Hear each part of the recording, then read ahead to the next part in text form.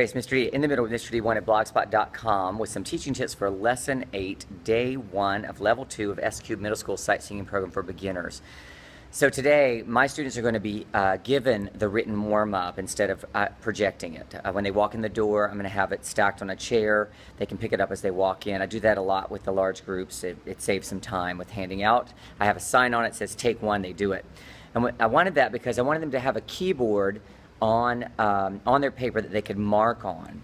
And so what I'm doing in this warm-up is basically having them go through and build a major scale on G flat, starting with G flat. But I'm not telling them that that's what they're doing, because as you know, I like them to do things first and then we can tell them what they've done later, so that they don't go to I'm confused land and then never get out of it.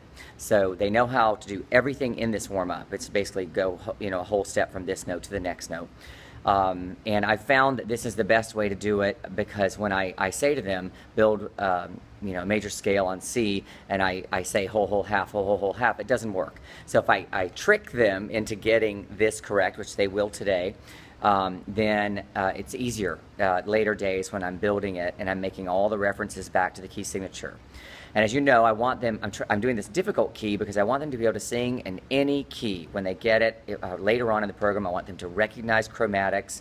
I don't care how many sharps or flats there are. That's why I've always avoided going, as most sight singing methods do, from the key of C to the key of F to the key of G, because it's easier. So I'm throwing them this difficult one right off to make some points, and then I'll go back to some of the easier ones over the next weeks and as they begin to truly understand what they're doing. And the goal being to recognize chromatics and be able to sing them later in the program. So when they're more advanced, it's easier for them to do that.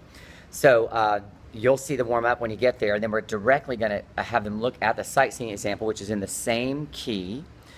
And what I'm going to ask for you to do is to ask them, how many flats do you see in the key signature? And they're going to say 6.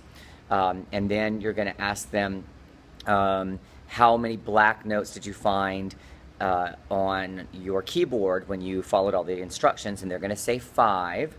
And you're going to use that moment as a way to say a reminder that there are 6 flats and one of them is a white note, because a lot of the kids, beginners, they think all of the flats and sharps are always going to be black notes. That's what I've discovered over the years. So we have to remind them, and they already know that from the lessons that we've already done in level 2, but they forget, and this is just a reminder. And you don't need to go past that. You don't need to make a big thing out of it.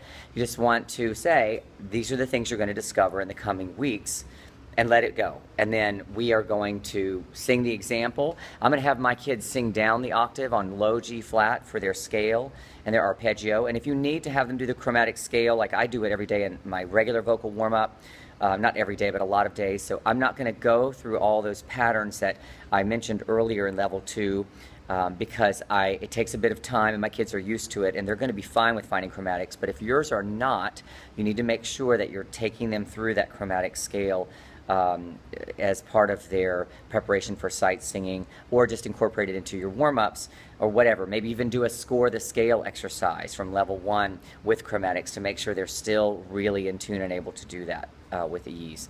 Okay, so that is all I got today. I hope that helps you out. Have a great day.